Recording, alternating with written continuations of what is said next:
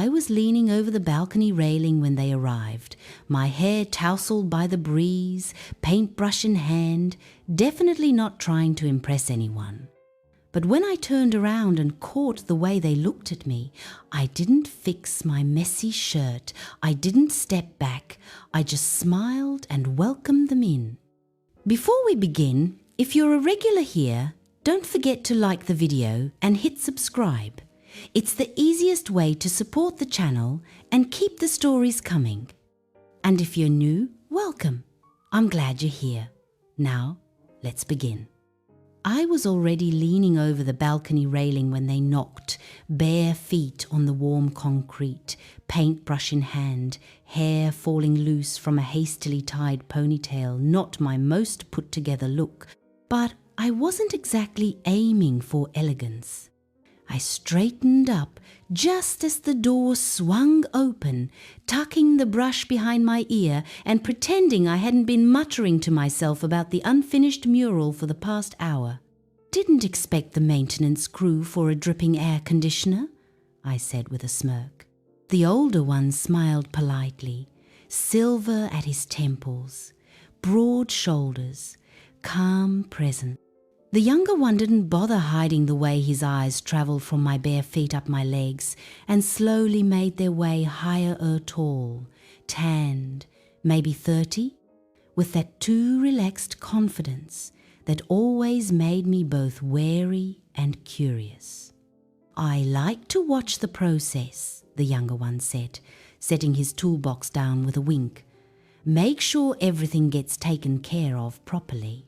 I rolled my eyes and turned toward the kitchen. I was about to make some iced tea. "You two want some?" My voice stayed casual, but the way I leaned against the counter, shoulders back, neckline dipping just enough, wasn't accidental. "Plain thanks," said the older one. "Whatever you're having," the younger added, standing just a little too close and not touching, but close enough that I could feel the space tighten between us.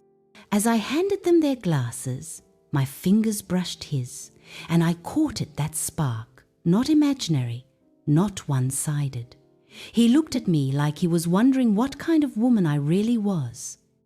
And honestly, I was wondering the same thing. When I bent to retrieve the ice from the freezer drawer, I could feel both of their eyes on me. I didn't rush, I didn't adjust my shorts, I let them look. And when I straightened up and caught the younger one staring, I held his gaze and smiled. I didn't say anything when I caught him staring. I just stood there a second longer than I needed to, pretending to arrange the glasses, knowing full well they were both still watching me. "Didn't realize AC repair came with perks," the younger one said under his breath, but not quiet enough to be accidental. The older man shot him a quick look, somewhere between amusement and warning, but didn't say a word. And two, just let it hang in the air for a beat, then turned my head, meeting the younger one's eyes with a slow, unbothered smile. "Well," I said, sliding a coaster across the counter, "you boys did come to fix something that's too hot. Just making sure you understand the full problem." He chuckled, clearly not expecting me to play along. The older one tried to stay focused on the tools in his hand, but even he wasn't immune. His gaze kept drifting every time I moved. I reached up to a high cabinet, slower this time, stretching for a jar I didn't really need. Their silence told me everything. I could feel eye-theat behind me, eyes lingering where they shouldn't. I shifted my weight slightly. Not a lot, just enough to see if either of them would react. I heard the younger one exhale, a quiet curse under his breath. When I turned back around, he was closer, not touching, but close enough that the warmth of his skin brushed against mine. He reached past me for his glass on the counter, his arm grazing mine like he didn't mind at all. I didn't move away. Behind him, the older one paused, his eyes meeting mine for just a second. I held the look steady, waiting. Neither of us said a word, but we both knew the temperature in that apartment had officially shifted. The room felt too quiet, not silent exactly, but every sound seemed sharper now. The dull tap of metal tools, the slow hum of the refrigerator, even the distant sound of traffic outside the window seemed too loud. And still, no one spoke. The older one had paused with his hand on a screwdriver, eyes locked with mine, like he was waiting for me to say something. I stood there, my heart tapping a little too hard against my ribs, realizing how warm the room had become and how little it had to do with the broken air conditioner. I hadn't felt this visible in years, not in the polite professional way people look at you when you sign for packages or pay for coffee. I meant the kind of look that lingers, that pulls something from you just by existing. After the breakup, I'd told myself I was fine, that I didn't need to be seen like that again, that I didn't miss being touched, noticed, wanted. I'd lied. I missed it more than I cared to admit. And standing there, knowing two men were pretending to focus on wires and tools while failing to keep their eyes off mate, made something stir, not just in my body but in that quiet, aching part of me I'd been ignoring for too long. The younger one shifted behind me, brushing past to grab something from his toolbox. His shoulder didn't need to graze mine. He let it. I let him. The space between us felt thinner by the second. I turned slightly, watching the older one wipe a line of sweat from his brow with the back of his hand. He didn't look away, and that hit me harder than any compliment ever could. A flicker of something passed through me. A what if? A fantasy. I imagined them closing in without a word, my back against the counter, their hands finding parts of me that had gone too long, ignored. I imagined them saying nothing at all, just giving in, like I wanted to, like I was already halfway there. I blinked the thought away, but not quickly enough. The younger one must have seen something in my face. "You always this easy to read?" he said quietly, stepping closer. "Or is today special?" His voice was lower now, no longer joking, the kind of tone that makes your breath catch before your body even understands why. "I guess that depends on who's reading me," I answered, surprised at how steady I sounded. He smiled, not wide, not smug, just sure. Then he moved one step closer, closing what little distance was left between us. His hand slid to my waist, hovering there for a moment, like he was still giving me a chance to say no. I didn't stop him. I didn't even flinch. The older one hadn't moved, but he was watching, chest rising slowly, like he was holding back more than just breath. And then the younger one leaned in a rush. No hesitation. His lips found the side of my neck, soft and deliberate, like he'd thought about it longer than he should have. I let my eyes close because I needed this, and I wasn't going to pretend otherwise anymore. For a moment, everything stopped. His lips had just left my neck, but the feeling lingered, soft, focused, impossible to ignore. I didn't move. Didn't even breathe at first.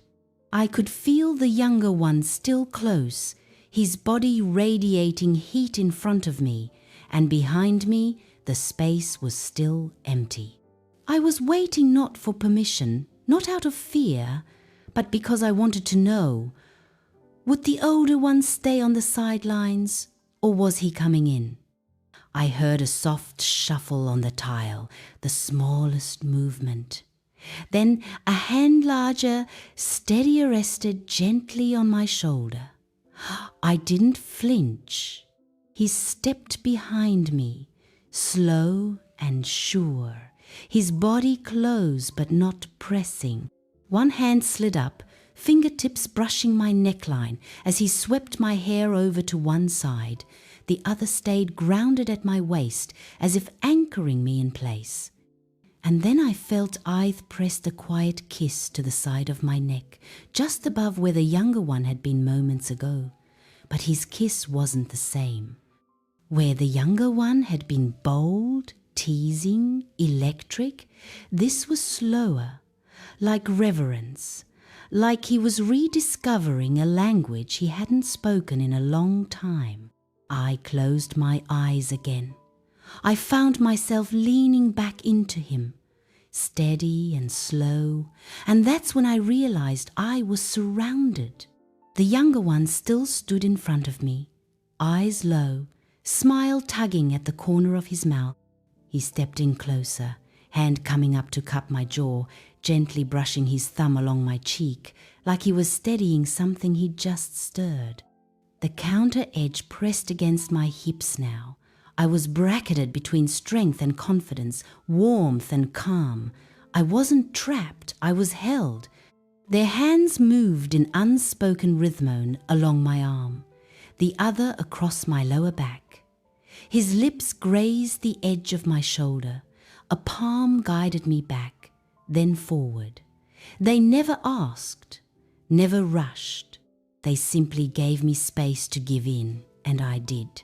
I let go of the tension I didn't realize I'd been carrying, of the years I'd spent brushing off looks, swallowing the ache of being touched only in memory. I didn't feel guilt. I didn't feel shame. What I felt was mine. I wanted this, and more than that, I liked letting them take the lead. They moved with quiet, understanding one, traced a slow line down my spine, while the other leaned in to kiss my shoulder again, his breath warm against my skin. My hands settled on the edge of the counter, steady and still. My body had stopped pretending. They were in sync now, coordinated without words, one hand at my hip, another lifting my chin, lips tracing the base of my neck, then along my jaw. I tilted my head back, caught between the two of them, and felt every inch of air disappear. I couldn't tell who was touching what anymore, and I didn't care. Their movements followed one another, quiet and measured fingertips gliding along my ribs, a kiss beneath my ear, a firm grip returning to my waist, just as my legs relaxed beneath me. I didn't have to think, didn't have to direct. All I had to do was feel. And I did completely. I wasn't being performed for. I wasn't a prize or a secret or a fantasy. I was a woman who had stopped hiding the fact that she needed this, and two men who had stopped pretending they didn't want it too. The moment stretched, long, quiet, and unbroken. The older one murmured something into my skin, inaudible but low enough to leave a mark I couldn't see. The younger one moved in tandem, steady, confident. Everything around me through the sounds, the past blurred out. There was only this, only them. And then it stopped. They both pulled back at the same time. One hand slid from my back. The other brushed down my arm before letting go.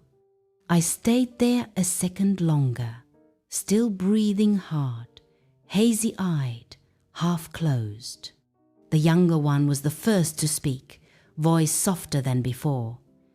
"Anything else you need us to check while we're here?"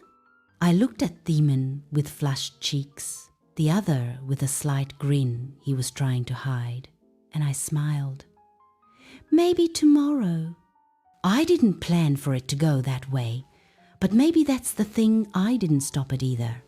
And once I let them in, I didn't want it to end. Be honest, do you wish you were there too? If you were, what would you be doing? Tell me in the comments. I'll be reading. And if you haven't yet, make sure to like the video, subscribe, and turn on notifications so you don't miss what's coming next. Thanks for watching and for being part of this journey.